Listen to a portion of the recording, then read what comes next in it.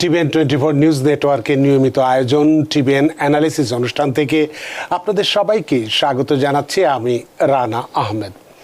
সুপ্রিয় দর্শক, আপনারা এই মুহূর্তে যারা ঘরে টেলিভিশন সেটের সামনে বসে এই অনুষ্ঠানটি দেখছেন কিংবা আর একটু পরে টেলিভিশন সেটের সামনে বসে আপনাদের এই প্রিয় অনুষ্ঠানটি উপভোগ করবেন, কিংবা এই মুহূর্তে যারা ফেসবুক লাইভে ঢুকেছেন অথবা আর একটু পরে ফেসবুক লাইভে ঢুকবেন, কিংবা আরও পরে সময় সুযোগ মতো যারা ইউটিউবে অনুষ্ঠানটি দেখবেন, তাদেরকেও আগাম স্বাগত জানিয়ে রাখি।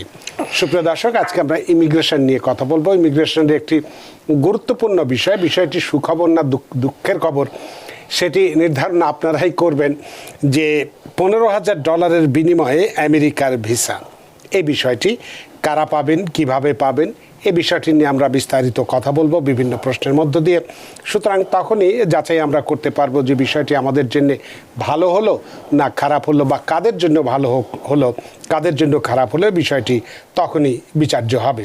সুপ্রিয় দর্শক, এর বাইরেও তো আপনাদের ইমিগ্রেশন সংক্রান্ত নানান প্রশ্ন থাকবেই, থাকাটাই স্বাভাবিক।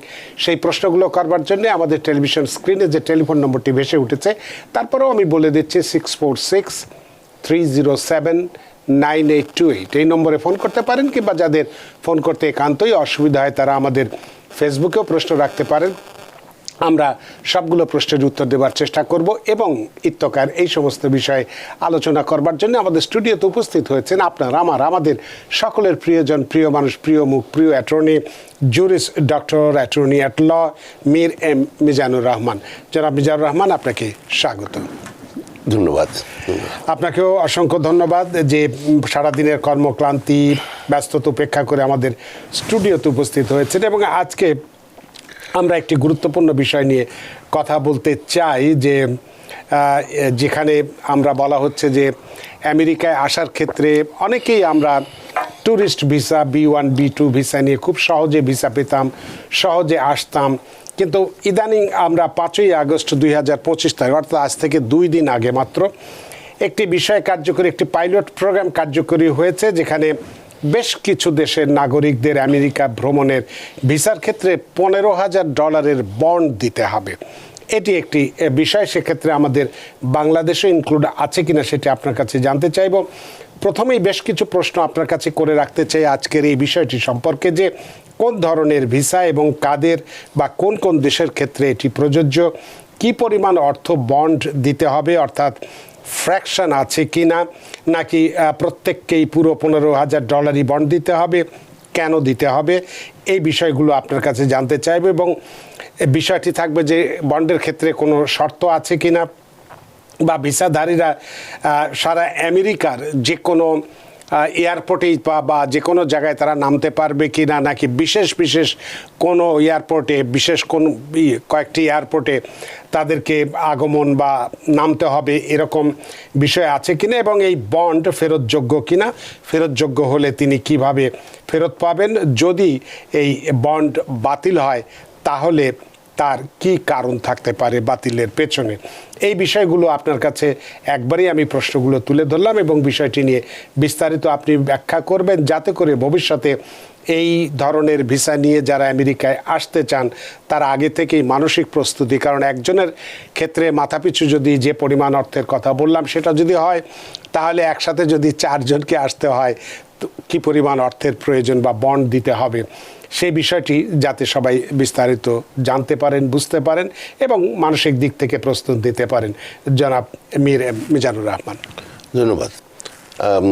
আমাকে যদি একটু সুযোগ দেন, আমি তার আগে বলতে চাই, আমি শিওর যে এখন সেই শিশুটি এই প্রোগ্রামটা দেখছে, কারণ তার মা বাবা বললেন যে সে রেগুলার আমার প্রোগ্রাম দেখে, তো টিভিএন অ্যানালাইসিস প্রোগ্রামটা দেখে, সে ওখানে বসে এবং তাকে এটার সব ব্যবস্থা করতে হয়। সে অত্যন্ত ব্রিলিয়েন্ট একটা টিনেজ ছেলে, এবং আমি শিওর সে আজকেও হয়তো দেখছে, তাকে আমি হাই বলে নিলাম। হ্যাঁ, সে হয়তো খুশি হবে। কিছুদিন আগে তার সাথে আমার দেখা হয়েছিল, সে একটু পরেই বলে ওঠে, আমি টিভিএন ফ্যান। মানে এইভাবে করে বলে ওঠে, এবং এত মধুর লাগে ব্যাপারটা। আবার এই যে আপনি বললেন সারাদিনের কর্ম ক্লান্তি, ব্যস্ততার ব্যস্ততা। পরে এগুলা সব মুছে যায়, যে আমাকে একটা ছোট বাচ্চা ছেলে আমার প্রোগ্রামটা দেখে। হ্যাঁ, এছাড়াও আমি জানি কিছু খালাম্মা আমার প্রোগ্রাম দেখে আবার বলে তার ছেলেকে ওই মোটা লয়ারের কাছে যাও। হয়তো মোটাটা বলে না, কিছু আবার হয়তো বলে আর কি, আমার সামনে বলে নাই আর কি। হ্যাঁ, বা আমার ভুরু যে মোটা সেটাও হয়তো সেজন্য আমি হয়তো পরিচিত মানুষের কাছে বেশি গেল। তো তাদের সবাইকে আমার শুভেচ্ছা জানিয়ে, এবং এই যে TVN24-এর মাধ্যমে এই যে একটা ছোট বাচ্চা ছেলে আমার প্রোগ্রামটা দেখে, তার মা বাবা ওনারা বলেন যে কিছুটা উপকৃত হয়েছেন, হয়। বা আমার টিভিএন সবসময় আমাদের কমিউনিটির পাশে থাকে, এটাই মূল কথা।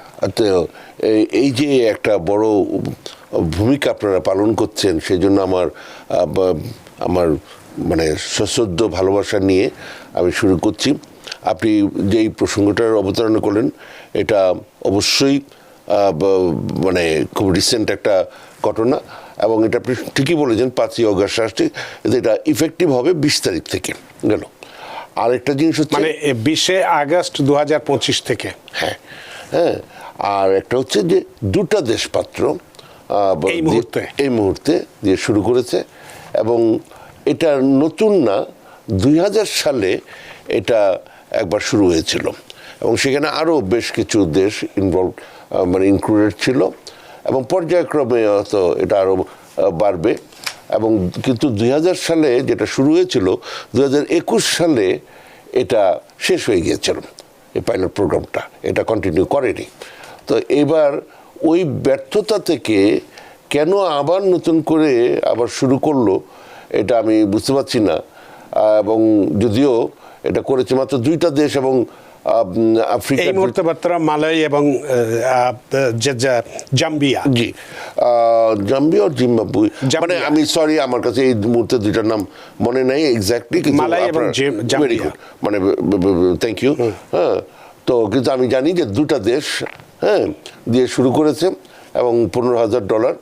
এর আগে ছিল $5,000 থেকে $15,000, 5,000 থেকে 15,000, হ্যাঁ, ক্ষেত্র বিশেষে। কিন্তু এবার বোধহয় ফিক্সড না, এবারও স্ল্যাব আছে 5,000, 10,000, 15,000। আচ্ছা, তো এই যে একটা অবস্থা আছে আপ টু দিস, তো এটা করবে। এবং যে জিনিসটা হচ্ছে যে হ্যাঁ, অবশ্যই এটা ফেরতযোগ্য, যদি কেউ ওই ভিজিট ভিসাটা টার্মস অ্যান্ড কন্ডিশনস এগুলো যদি ভঙ্গ না করে, তাহলে টাকাটা ফেরত পেয়ে যাবে।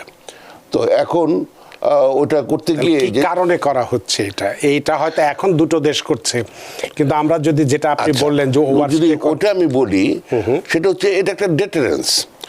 ছোটবেলা থেকে আমরা জানতাম, মানে এই ধরনের মানে ব্যাপারটা ফানি না, কিন্তু জানতাম ওরা অনেক অভিজাত ফ্যামিলির লোকজন, ওদের বাচ্চা কাচ্চা হবে, ওইটা আমেরিকান না হলে মানে এরকম একটা দেখা যায় ঘটনা আছে। যে কি বলবো, ইন এডিশন টু দ্যাট অন্যখানে কি বলবো, এগুলো আস্তে আস্তে তো হচ্ছে যে এই বাচ্চা ওখানে জন্ম হলে আমেরিকান সিটিজেন হবে, 21 হলে তারপর বাবা মার জন্য অ্যাপ্লাই করবে।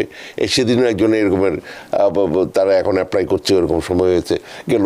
তো যাই হোক, তো এগুলা বিভিন্ন রিজন থাকতেই পারে, বা হোয়াট এভার ইট ইজ। তো এইগুলা রেগুলার একটা ব্যাপার। এবং দেখবেন আগে অন্তত এই জিনিসটা ছিল যে গরিব লোকজন তেমন একটা আসতে চাইত না, বা পারতেও না, হ্যাঁ, বা মধ্যবিত্ত বিভিন্ন মূল্যবোধের ব্যাপার ছিল এদের, বরং এইগুলা বড় লোকদের মধ্যে ব্যাপারটা ছিল বেশি। হ্যাঁ, এখানে আসা, এসে থেকে যাওয়া, বা এখানে এসে ওই মানে বিনামূল্যে চিকিৎসার যেই ব্যবস্থাটা নেওয়া। হ্যাঁ, তো এগুলা বন্ধ করার জন্য, কারণ এগুলার জন্য বিশেষ করে হসপিটালের বা এই ধরনের জন্য প্রচুর ক্ষতি হয়ে যায়, মানে আমেরিকান ইকোনমিতে, বা এইভাবে করে যে সমস্ত ব্যয় সাপেক্ষ বিভিন্ন রকমের মানে হসপিটাল যে সমস্ত বিলসগুলো হয়, তো এগুলা বন্ধ করার জন্য। এবং তারা হয়তো একটা চিন্তা করে দেখেছে, গরিব মানুষ এইভাবে বেড়াতে এইভাবে আসে না, হ্যাঁ, সে যদি ঢাকা শহর পর্যন্ত আসতে পারে তাতেই বোধহয় খুশি। কিন্তু এই যে বড় লোকরা আসবে, তাদের জন্য 15,000 টাকা কিচ্ছু না। হ্যাঁ, 15,000 টাকা অবশ্য ব্যাংকের মাধ্যমে বা লিগালি টাকাটা দেখাতে পারবে কিনা আমি জানি না, কিন্তু তাদের অনেকেরই 15,000 টাকার আরও অনেক অনেক অনেক বেশি টাকা অনেকেরই আছে, সেটা যেভাবেই মানে বৈধ কিনা অবৈধ সেটাও আপনি জানেন। তো তাদের জন্য এটা অসুবিধা না, কিন্তু এসে এই যে হসপিটালে ফ্রি চিকিৎসা নিবে, তারপরে এখানে মানে তার মধ্যে একটা তো আছেই হচ্ছে যে প্রেগনেন্সি হলে এখানে এসে বাচ্চা কাচ্চা নিলে প্রচুর ক্ষয় খরচ ব্যাপার আসে। তো এগুলা যদি হয় তো সেইখানে যদি 15,000 টাকা বন্ড নেয়, এটা খুব কমই নেওয়া হচ্ছে। হ্যাঁ, তারপরে যদি এখানে কাজ করে অথরাইজেশন ছাড়া, হ্যাঁ, সেখানের একটা ব্যাপার আছে। তো এইভাবেই করে যদি এটা না করে, এগুলা কিছু জাস্ট বেড়াবে তারপরে চলে যাবে, তখন টাকাটা ফেরত পেয়ে যাবে। এখন এটাকে আপনি যেভাবে দেখছেন আর কি, বরং এটার সাথে আমি আরেকটা জিনিস যোগ করতে চাই, এবং এটা যে এখনও কেন হচ্ছে না আমি অবাক হচ্ছি, মানে যেহেতু ট্রাম্প সাহেবের এ ধরনের পলিসিগুলো আছে। প্রথম টার্মে একটা ব্যবস্থা নিয়েছিল যে যদি অফিসার মনে করে যে উনি এখানে গ্রিন কার্ড পেলে তারপরে উনি গিয়ে ওই যে ফুড স্ট্যাম্প নিতে পারে, মানে বিভিন্ন সাহায্য টাহায্য ওইগুলো নিতে পারে কাজ টাজ না করে, তখন তারা বলল যে একটা তো আছে অ্যাফিডেভিট অফ সাপোর্ট দিতে হয়। তো ওইটা দিল, যে দিচ্ছে তাকে গিয়ে ধরা, তার থেকে টাকা পয়সা আদায় করা, যদিও এটা পারে ইচ্ছা করলে লিগালি, এটা ঝামেলাপূর্ণ। তো ফলে তাদের জন্য একটা বন্ডের সিস্টেম করলো, যে ওই টাকা যদি তারা ওইভাবে কোনো ওইরকম কিছু না নেয়, তখন তারা ওই টাকা ফেরত পেয়ে যাবে। তো ওই জিনিসটা তখন ফার্স্ট টার্মে ছিল। সেকেন্ড টার্মে এখনও যে কেন এটা আসেনি আমি অবাক হলাম, বিকজ এ ধরনের তো তাদের একটা ইচ্ছাটা ছিল এবং তারা করেছিল।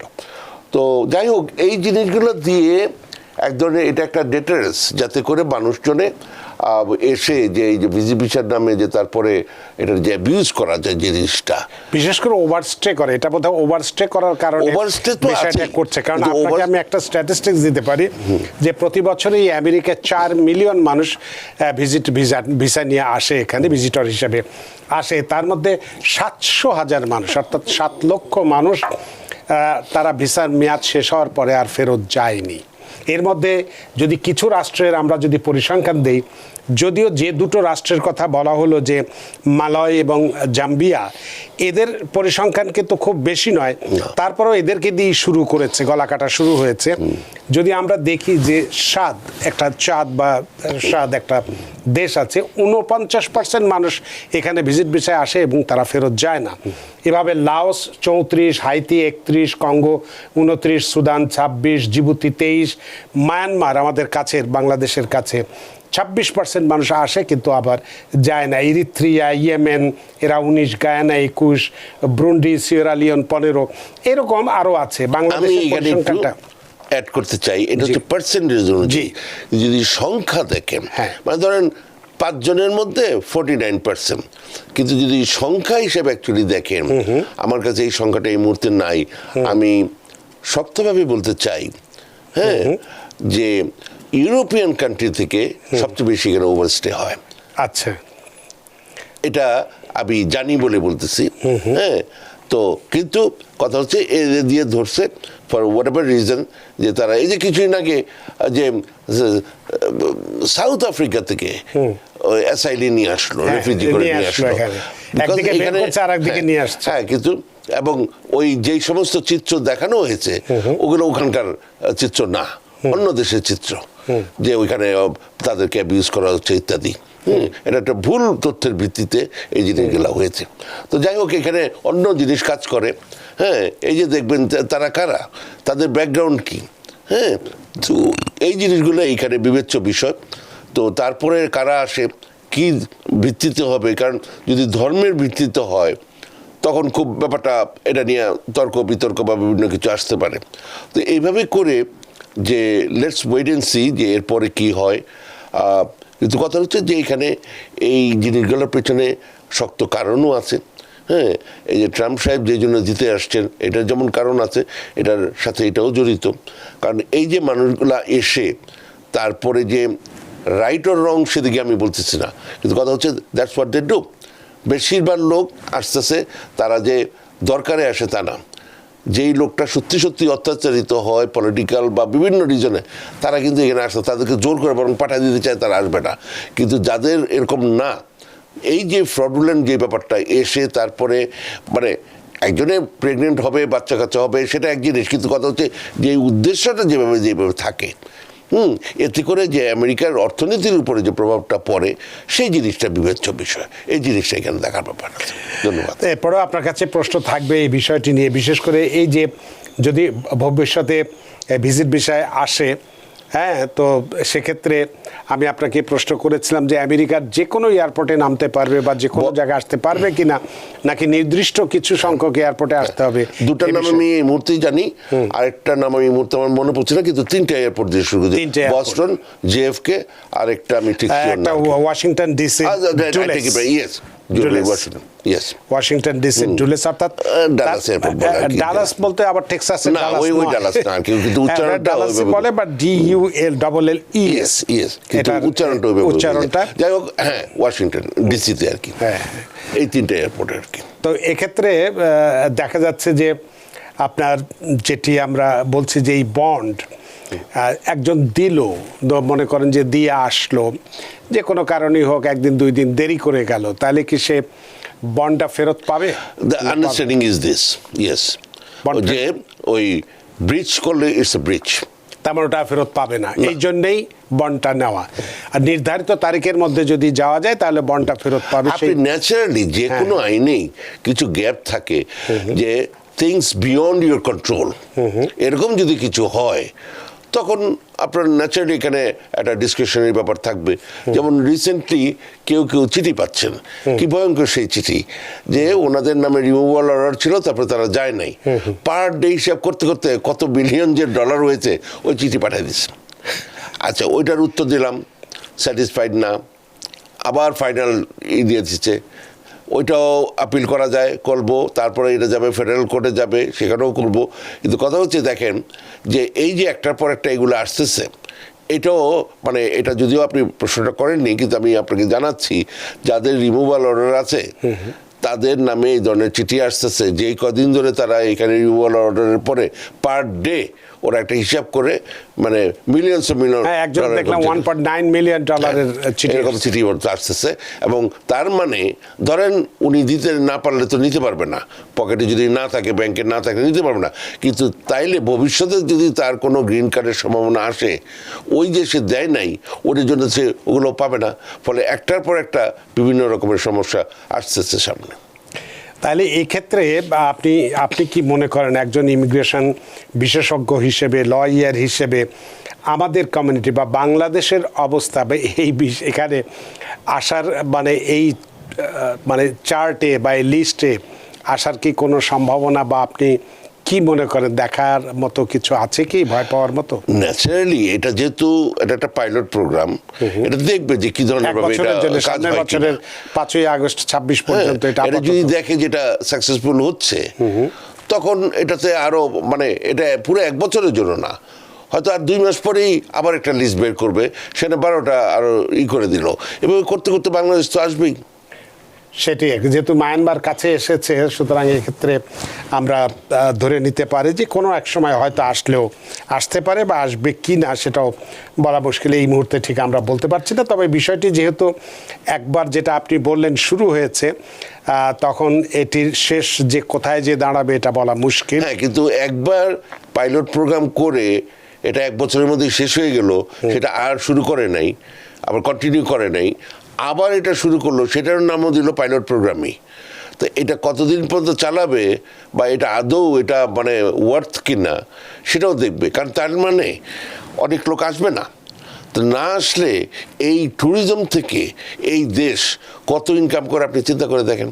সেটা তো বললাম যে 4 বিলিয়ন মানুষ এখানে, মিলিয়ন মানুষ এখানে আসে। এই যে আসে, এই আসার ফলে জাস্ট সিম্পলি দেখেন যে এই যে জাতিসংঘ ইসের সময়, কনফারেন্সের সময় যে এই যে লোকগুলো আসে, তার ফলে এইখানে এই গাড়ি পার্কিং বলেন, এই বলেন, বলে তেমন কিছু বলে না, বিকজ তারা এসে যে স্পেন্ডটা করে, মানে এখানে যেই অর্থ ব্যয় করে, এটার জন্য যে সিটির যে এখানে একটা পলিসিগত একটা ব্যাপার আছে। একটা সময় দেখবেন হয়তো দেখা গেল যে না, এইভাবেই থাকুক, এগুলোর কোনো মানে হয় না। একটা আওয়াজ দেওয়া, একটা শক্ত হাতে কিছু একটা ধরা, এইটুক পর্যন্তই এটার মেইন যে ব্যাপারটা, এটা যে আলটিমেটলি এটা দিয়ে খুব একটা লাভ করতে পারবে তা না। এটার যেই কস্ট বেনিফিট অ্যানালাইসিস করলে যে অবস্থাটা দেখা যাবে, তাতে গিয়ে there is every chance there will be some other people to talk some sense into some people, that এটার কোনো মানে হয় না। এটা দিয়ে এনফোর্স করতে হলে যে একটা কস্ট আছে, সেটারও তো একটা ব্যাপার আছে। তো আমি সন্ধিয়ানি সে ব্যাপারে, কিন্তু যদি লিস্ট বাড়তে থাকবে কি না, যদি বাড়তে থাকে বাংলাদেশে আসবেই। সেটাই। তবে আমরা মানে কামনা করব যাতে আমাদের দেশটি না আসে। এ বিষয় নিয়ে আর প্রশ্ন আছে বা অন্য বিষয়ে আমরা যেতে পারবো। অনেকক্ষণ ধরে দুজন দর্শককে দাঁড় করিয়ে রেখেছি, মানে ওয়েটিংয়ে রেখেছি, তাদের ফোনটা নিয়ে নিই। সুপ্রিয় দর্শক, কে আছেন টেলিফোনে? দয়া করে নাম পরিচয় দিয়ে আপনার প্রশ্নটি করুন। আসসালামু আলাইকুম, আমি আলমাস বলছিলাম থেকে। আসলে আমি হচ্ছে আপনার কথা আমরা ঠিক মতো শুনতে পাচ্ছি না। আপনি একটু দয়া করে টেলিফোনটা কানের সামনে নিন এবং কানে যদি আপনার হেডফোন থাকে সেটা খুলে ফেলুন, এবং টেলিফোনটিতে যদি সাউন্ড দিয়ে থাকেন তাহলে সেটি বন্ধ করুন। আচ্ছা, হ্যাঁ, জি জি, আচ্ছা, আমার কোর্স। জি, জি, আসসালামু আলাইকুম। আমি থেকে বলছি। আসলে আমার কোশ্চেনটা হচ্ছে, আমি সিটিজেন এবং আমার ওয়াইফ হচ্ছে green card holder, just 2 years হলো আসছে। তো সেক্ষেত্রে আমি আমার মানে ওয়াইফের আম্মুর জন্য অ্যাপ্লাই করতে যাচ্ছি, এবার ইভেন আমার ওয়াইফের যে ছোট বোন, সে হচ্ছে আপনার তো সেক্ষেত্রে আমার কোন প্রসেস এগুলো? আর ছোট বোন কি আপনার ওয়াইফের ছোট বোন কি? ওটুকু শুনতে পাইনি। আমার ওয়াইফের ছোট বোন হচ্ছে মানে আপনার 13 বছর। 13 বছর 13 বছর। জি, আবেদন করবেন আপনার শাশুড়ি নাকি? জি জি। তা এখন কি আপনার প্রশ্নটা কি? আমার প্রশ্নটা হচ্ছে কোন প্রসেসে এগুলো ভালো হয়, লাইক আমার কথা শুনেন। হ্যাঁ, আমার সালাম গ্রহণ করুন গেল। দ্বিতীয় কথা হচ্ছে, এখন বউকে নিয়ে টাইম স্কোয়ারে বেড়াতে যান, সুন্দরভাবে থাকেন। আরও একটা বছর, মানে 2টা বছর গেছে, এছাড়া বিভিন্ন জায়গায় বেড়ানো টেড়ানো শেষ করেন, ভালো লাগবে। 3 বছর যখন হয়ে যাবে বউয়ের, তখন উনি সিটিজেনশিপের অ্যাপ্লাই করতে পারবেন। সেটা করলেন। হ্যাঁ, এবং তার জন্য আজকে থেকে ওই টুকটুক করে 1টা 2টা করে প্রশ্ন ওই সিটিজেনশিপের, এগুলো অনলাইনে পাওয়া যায়, বিভিন্ন জায়গায় পাওয়া যায়, এগুলো ওনাকে পড়তে বলেন। উনি হয়তো অলরেডি এগুলো পারেন বা অসুবিধা হবে না, তারপরে একটু পড়ার। যেমন আমি জানি না, অনেক প্রশ্ন আছে। হ্যাঁ, যেমন প্রেসিডেন্টের নাম এখানে অনেকেই জানে, হ্যাঁ, কিন্তু এই চিফ জাস্টিসের নাম এটা হয়তো উনি জানেন না। হ্যাঁ, তো এইভাবে করে আপনি কাইন্ডলি ওনাকে এখন থেকে সিটিজেনশিপের জন্য রেডি করেন। যখন সিটিজেনের স্পাউস হিসাবে ওনার 3 বছর হবে, তখন উনি সিটিজেনশিপের অ্যাপ্লাই করতে পারবেন। করার পরে খুব তাড়াতাড়ি আজকাল সিটিজেনশিপ হয়ে যায়। হওয়ার পরেই শুধুমাত্র উনি ওনার মার জন্য, যিনি আপনার শাশুড়ি আম্মা, হ্যাঁ, ওনার জন্য অ্যাপ্লাই করতে পারবে, পিটিশন করতে পারবে, তার আগে নয়। সুতরাং এই মুহূর্তে আপনি যে আপনার শাশুড়ির জন্য অ্যাপ্লাই করবেন, যেটা মিন করতে চাচ্ছেন গ্রিন কার্ডের জন্য, সেটা আপনি তো পারবেনই না, উনিও পারবেন না। এবং এটা আপনি কখনই পারবেন না, ওনাকে দিয়ে পিটিশনটা করাতে হবে। আপনি ওইটাই নিশ্চয়ই মিন করেছেন গেল। আর ওনার যদি ইনকাম না থাকে, তারপরও ওনাকে একটা সময় অ্যাফিডেভিটও সাপোর্ট দিতে হবে। আর যদি আপনার ইনকাম থাকে, তাহলে আপনি দিয়ে জয়েন্ট স্পন্সরশিপ দিয়ে ওনাকে আনতে পারবেন। আর ওই যে 13 বললেন, ওইটা দিয়ে আরেকটা কথা আপনি হয়তো ভাবতেছেন, সেটা সম্ভব হবে না।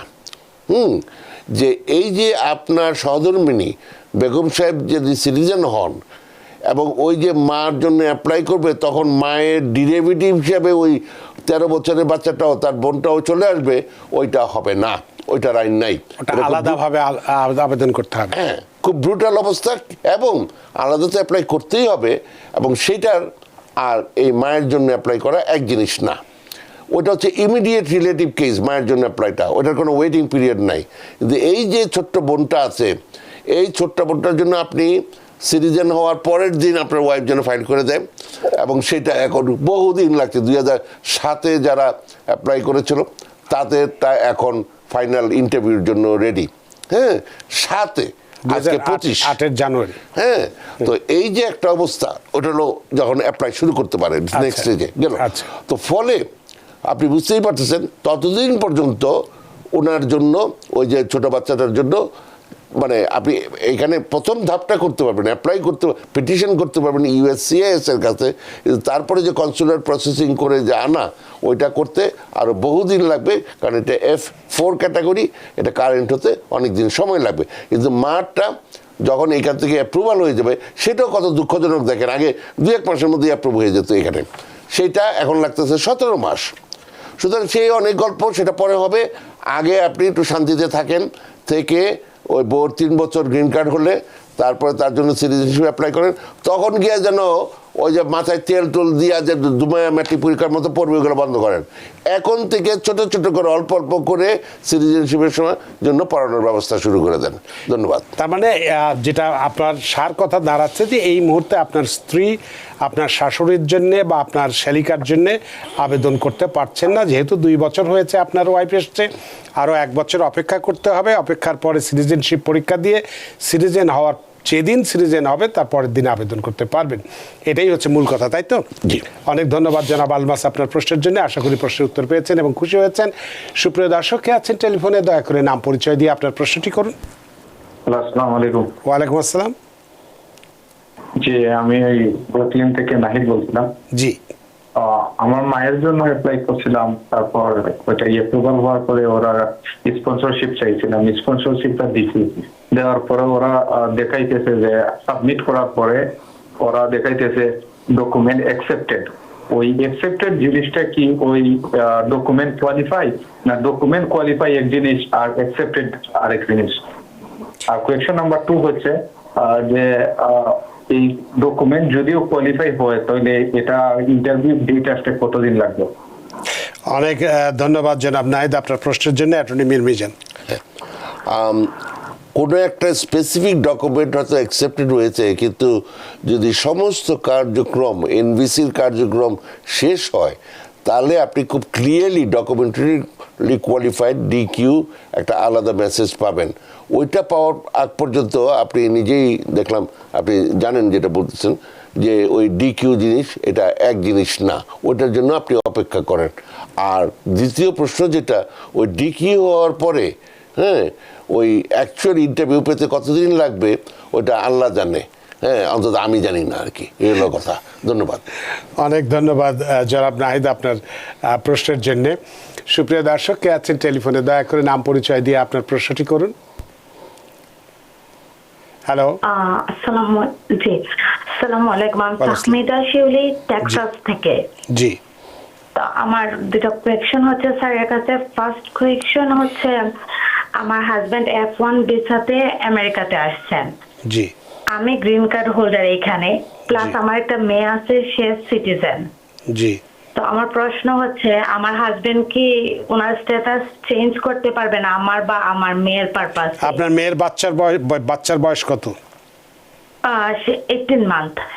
18 মাস। জি, 18 মাস। আর আমি এখানে গ্রিন কার্ড হোল্ডার। জি। আচ্ছা, এটা হচ্ছে আমার প্রথম ফার্স্ট কোয়েকশন স্যার। জি। এন্ড আমার আরেকটা কোয়েকশন হচ্ছে আমি রিসেন্ট টেক্সাস থেকে মুভ হয়ে যাচ্ছে আমার হাজবেন্ডের কাছে, এটা হচ্ছে আপনার ওয়াহিতে। জি। তো এই ক্ষেত্রে কি আমার অ্যাপ্লাইতে অ্যাড্রেস এখনই চেঞ্জ করতে হবে না আমি পরে করব? যেহেতু আমি জাস্ট ওনার গ্রাজুয়েশন কমপ্লিট পর্যন্ত থাকবো এখানে, পরে আবার আমি মুভ করে চলবো অন্য স্টেটে। তো আমি কি এখন করব না আমি ওয়েট করব যে আমি সেটেল হব যে এখানে তখন? এটা আমার একটা স্থায়ী অ্যাড্রেস। এখন আমি মুভ হচ্ছে সাময়িক হয়তো 16 মাসের জন্য। তো এই দুইটা কোয়েকশন আমার, একটা স্ট্যাটাস চেঞ্জ করা যাবে কিনা না আমার অথবা আমার মেয়ের পারপাসে, আর একটা হচ্ছে আমি কি অ্যাড্রেস। আপনার গ্রিন কার্ড কতদিন ধরে হয়েছে? আমি হচ্ছে 2023-এর মার্চে আসছি আমেরিকাতে। তো এর 2.5 বছর। মানে 2.5 বছর হয়েছে গ্রিন কার্ড পেয়েছেন? জি জি জি। আর উনি কি জানি বলে যে এই গ্র্যাজুয়েশনের পরে উনি কি কোনো স্টেম প্রোগ্রামে আছেন, মানে যে পড়াশোনাটা কোন লাইনে ওনার? তারপরে ওপিটি উনি মাস্টার্স অফ পাবলিক হেলথের উপর মাস্টার্স করতেছেন। আচ্ছা, গেল।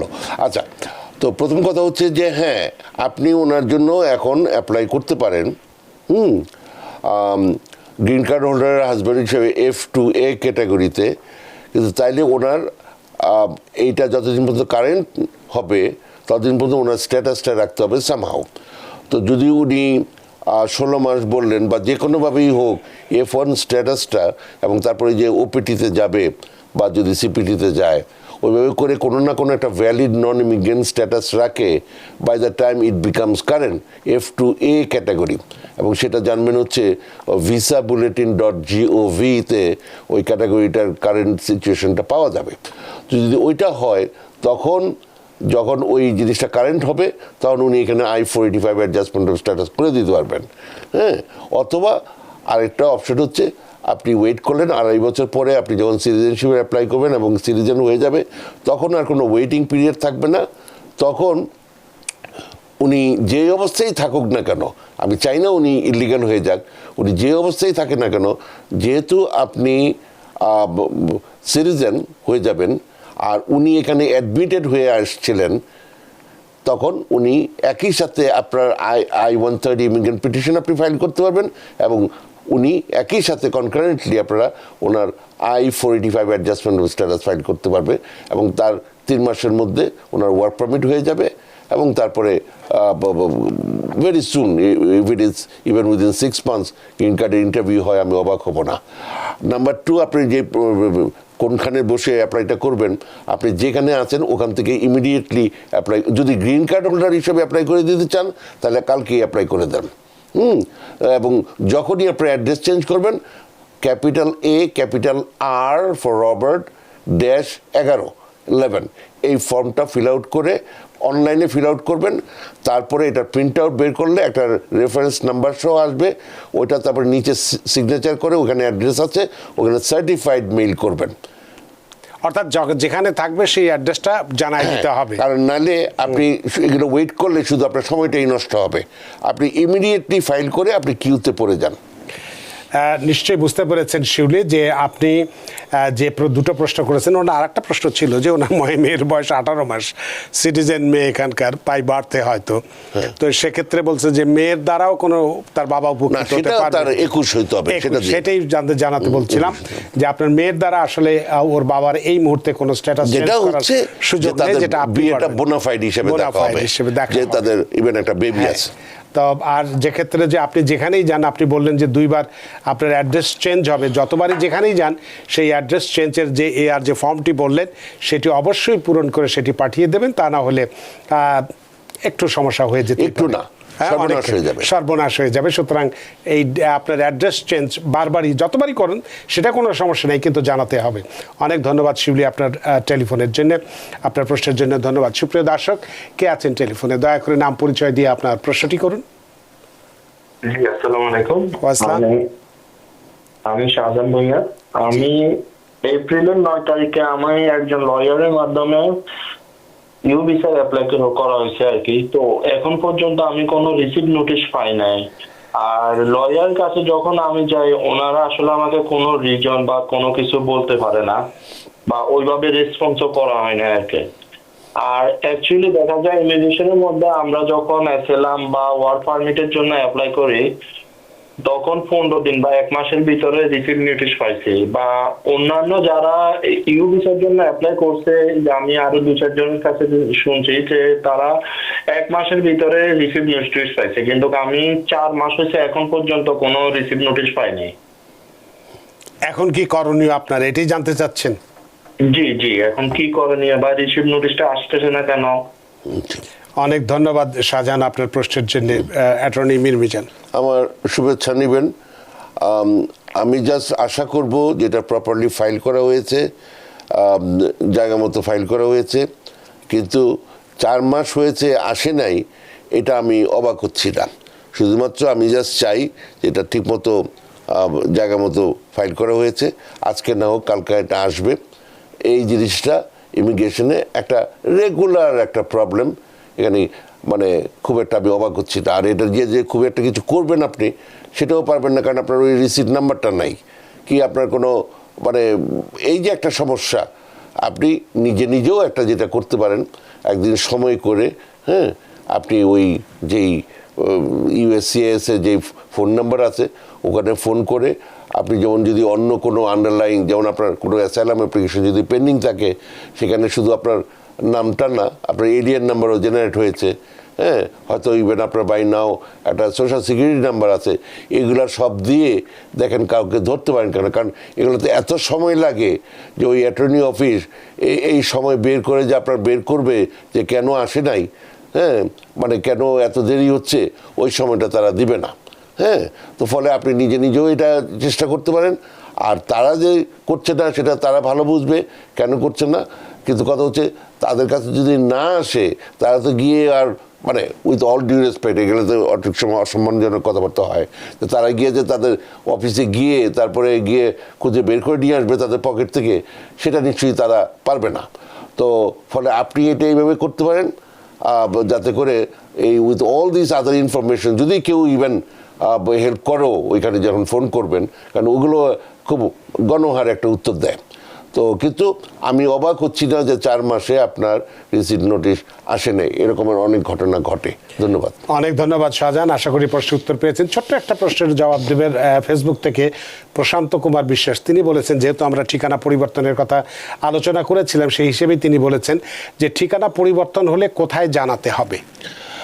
প্রথম কথা হচ্ছে এটা অনলাইনে ঠিকানা পরিবর্তনটা করতে হবে, ওই যে uscis.gov, তারপর সেখানে ফর্মস, সেখানে AR11, ওখানে অনলাইনে এটা পরিবর্তনটা করে একটা প্রিন্ট আউট বের করতে হবে। ওই প্রিন্ট আউটের মধ্যেই দুইটা জিনিস, একটা নতুন জিনিস, একটা হচ্ছে একটা রেফারেন্স নাম্বার জেনারেটেড হবে, তার নিচে একটা ঘর থাকবে, সেখানে একটা সিগনেচার করবেন, করে এটার কমপ্লিট কপি রাখবেন। তারপরের পৃষ্ঠাতেই ওই অ্যাড্রেস থাকে যেখানে আপনি সার্টিফাইড মেইলটা করবেন। তো তার মানে ফর্মের মধ্যেই এই ঠিকানা থাকে, সেই ঠিকানায় আপনি পাঠিয়ে দেবেন। প্রশান্ত কুমার বিশ্বাস, আশা করি আপনার প্রশ্নের উত্তর পেয়েছেন। সুপ্রিয় দর্শক, সার্টিফাইড মেইল, সার্টিফাইড রেগুলার মেইলের খবর না, হ্যাঁ রেগুলার নয়, সার্টিফাইড মেইল। তার মানে আপনি ট্র্যাকিং করে দেখতে পারবেন যে আপনার চিঠিটা কবে পৌঁছেছে, সেটা আপনি তখন দেখতে পারবেন। আপনার প্রশ্নের জন্য ধন্যবাদ। এসে শিমলা, আপনার এই প্রশ্নটি বুঝতে পারিনি, আপনি ঠিক কি জানতে চেয়েছেন, একটু যদি ভালো করে পরিষ্কার করে বলেন তাহলে হয়তো আপনার প্রশ্নের উত্তর দিতে পারবো। সুপ্রিয় দর্শক, কে আছেন টেলিফোনে? দয়া করে নাম পরিচয় দিয়ে আপনার প্রশ্নটি করুন। জি জি বলবো। জি জি জি, আমার নাম কালাম, আমি ক্যালিফোর্নিয়া থেকে বলছি। জি। আমার অ্যাটর্নি সাহেবের সাথে আমার একটা কোশ্চেন। জি। আমার 2016 সালে আমার এটা পেন্ডিং হয়ে আছে, এবং আমার অ্যাটর্নি চেষ্টা করে 2018 সালে ওয়ার্ক অথরাইজেশন বের করে। এখন আমি গত মাসে 2025 সালের গত মাসে আমি একটা চিঠি পাইলাম ওইটা কন্ট্রাক্টরের মাধ্যমে, যে আমাকে পুরাতন কেসটা আবার চিঠি লিখছে, কোনো ডেট দেয় নাই। এখন এই অবস্থায় আমার করণীয় কি? এবং আমি যদি নিজের ইচ্ছায় যদি এই দেশ থেকে চলে যায়, আমার ফ্যামিলি, আমার বাচ্চা, আমার ওয়াইফ, আমি, তাহলে আমার কি কোনো সুবিধা হবে কিনা? কি অ্যাপ্লিকেশন? আপনার প্রশ্নটা বুঝতে পারিনি, কিসের অ্যাপ্লিকেশন? আমি অ্যাসাইলাম অ্যাপ্লিকেশন করেছিলাম। আচ্ছা, এটা 2016 সালে পেন্ডিং হয়, তারপরে 2018 মধ্যে আমাকে ওয়ার্ক অথরাইজেশন দেয়। জি। এরপরে আবার যখন ওয়ার্ক অথরাইজেশন আবার নবায়ন করতে যায়, তখন আবার এটাকে বাতিল করে দেয়। আচ্ছা, এই অবস্থায় আমি আছি। গত মাসে একটা চিঠি পাইলাম যে আমাকে পুরাতন কেসটা আবার কোর্ট থেকে অর্ডার পাইছি রিওপেন করার জন্য, কোনো ডেট দেয় নাই। এখন আমার করণীয় কি? এবং আমি যদি শেষে দেশ থেকে চলে যাই, দেশ থেকে আমার ফ্যামিলি মেম্বার 3 জনকে নিয়ে আমার কোনো উপকার হবে কিনা, এবার নিয়মটা কি? আচ্ছা, আপনার কোনো ইন্টারভিউ হয়েছিল ইউএসসিআইএস অফিসে? আপনার কোনো ইন্টারভিউ হয়েছিল না, আমি চিঠিটা পাইছিলাম না ওই সময়। আচ্ছা, তখন কোর্টে পাঠাইছে। আচ্ছা, রাইট, ওইটাই হয়েছে। হ্যাঁ, এই ঘটনাটা হচ্ছে আপনি এখন কোর্টে আছেন, মানে হচ্ছে আপনি রিমুভাল প্রসিডিংসে আছেন। হ্যাঁ, এবং এটা হয়তো ক্লোজ করে রেখেছিল, কিন্তু ওই যে চিঠি যে আসলো ওইটা হচ্ছে যে গভর্নমেন্ট থেকে দ্যার ইজ এভরি চান্স আর কি, আমি সব কিছু যেহেতু জানি না এখানে, যে মোশন টু রিক্যালেন্ডার করা হয়েছে, যদি ক্লোজও থাকে ওটা আবার রিক্যালেন্ডার করে মানে সাম সর্ট অফ রিওপেনিং করা হয়েছে। তো এখন যদি আপনি এই কোর্টের কেস পেন্ডিং থাকা অবস্থায় এই দেশ থেকে চলে যান, তাহলে আপনি সেলফ ডিপোর্টেড হয়ে গেলেন।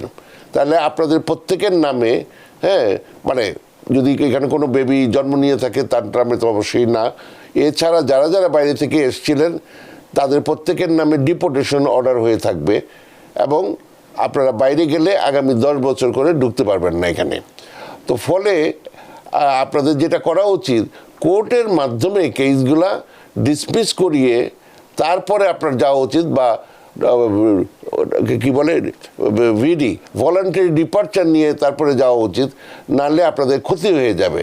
আবার আরেকটা দিক দিয়ে ক্ষতি হবে, এই যে আপনারা এইখানে 16 সাল থেকে বা তারও আগের থেকে এখানে ছিলেন, মানে আপনারা 1 বছরের বেশি সময় ধরে এখানে ইলিগালি ছিলেন, হ্যাঁ, কারণ অ্যাসাইলাম ফাইল করে স্ট্যাটাস থাকে না। ফলে আপনারা বাইরে গেলে আপনাদের এখানে যেটা হবে সেটা কি, সেটা হচ্ছে যে আপনারা 10 ইয়ার বারে পড়বেন, 10 বছর ঢুকতে পারবেন না। ফলে এই যে এতদিন ধরে থাকলেন এবং আপনাদের একটা কেস আছে, ফাইট করেন, ফাইট করবেন, পিছপা হবেন না, ফাইট করেন, ফাইট করতে আসছেন, এতদিন ধরে থাকছেন, এই কেসটাকে ভালো করেন, শুধু কোর্টের ডেট নিয়ে চিন্তা করবেন না। এই গিয়া দেখেন গিয়া খালি ওই যে ওয়ার্ক পারমিট পাইছেন তাতেই খুশি, ওই কেসের ভিতরে হয়তো দেখা গেলো কিছুই নাই, ওইটারে শক্ত করেন, ফাইট করেন, পিছপা হবেন না, সোজা কথা। নাও ডুবাই দিয়ে এখানে আসতে হবে, সোজা কথা। তার মানে আপনাকে যাওয়াটা উচিত হবে না, আপনি এই কেসটা নিয়ে লড়ুন, লড়াই করুন, নিশ্চয়ই আপনি কামিয়াব হবেন। আপনার প্রশ্নের জন্য অনেক ধন্যবাদ। সুপ্রিয় দর্শক, কে আছেন টেলিফোনে, দয়া করে নাম পরিচয় দিয়ে আপনার প্রশ্নটি করুন। হ্যালো। ইয়েস। জি। হ্যালো, আসসালামু আলাইকুম। ওয়ালাইকুম আসসালাম। আমি মোহাম্মদ শাহাবুদ্দিন। জি। আমি নিউ ইয়র্কে ব্রুকলিন থেকে কল করছি। জি।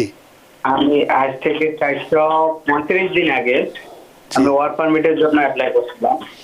অ্যাপ্লাই ল অফিসে অ্যাপ্লাই করার পরে এরা বলছে আমার থেকে সিগনেচার নিয়ে রাখতে বলছে, আমরা করে দেবো। পরবর্তীতে আমার এলিয়েন নাম্বার ভুল হয়েছে, লাস্ট 3টা সব একটা শব্দ ভুল হয়েছে। আপনার কথা শোনা যাচ্ছে না, ভেঙে যাচ্ছে আপনার কথা, আপনার কথাটা ভেঙে যাচ্ছে। আবার টেলিফোনটা কানে নিয়ে কথা বলুন, সাউন্ড যদি দিয়ে। হ্যালো। জি। এলিয়ান নাম্বার ভুল হয়েছিল, যে এলিয়ান নাম্বার ভুল হয়েছিল। হ্যাঁ জি, এলিয়ান নাম্বার ভুল হয়েছিল। পরবর্তীতে আমি 1 মাস পরে জানতে পারছি, এবং ল অফিসে যাই আমি এটা করছি আর কি, যে আমার এলিয়ান নাম্বার ভুল হয়েছে। বাট এখন 435 দিন হয়ে গেছে, এখন পর্যন্ত আমার ওয়ার্ক পারমিটের রিনিউর কোনো আপডেট পাচ্ছি না আর কি। এরপরে আমি 2বার ফোনে আইস অফিসে ল অফিসে যাই, আইসের সাথে কথা বলছি, তারা বলছে যে কারেকশন করছে, বাট এখন পর্যন্ত কোনো রেজাল্ট পাইনি। এখন কি করণীয় আপনার? এখন আমার কি করণীয়? অনেক ধন্যবাদ শাহাবুদ্দিন আপনার প্রশ্নের জন্য। অ্যাটর্নি মিরমিজান। ওই কি জানি বলে যে ওই যে গান আছে না, গন্ডগোলে পড়ে গেলে পাবলিক তোমারে বাঁচাইব না, উকিল মুক্তার যতই ধরো বেল পাইবে না, ওই অবস্থা। ওই যে বলেন একটা মাত্র সংখ্যা ভুল হয়েছে, এইটা পুরা আরেকজনের জিনিসপত্র। সুতরাং বুঝতেই পারতেছেন, এইটা দিয়ে যতদিনই আপনার যাক না কেন, এটা দিয়ে এটার ভবিষ্যৎ ভালো না। আবার নতুন করে তাড়াতাড়ি অ্যাপ্লাই করে দেন, সোজা কথা। আপনাকে আবার নতুন করে আবেদন করতে হবে, এটাই আপনার একমাত্র পথ। শাহাবুদ্দিন সাহেব, আপনার প্রশ্নের জন্য ধন্যবাদ। নাহলে তো আপনি দেখলেনই তো, হ্যাঁ, এই 400-500 দিন চলে গেছে, এই পত্র দিবেন আর এই চালাচালি চলতে থাকবে।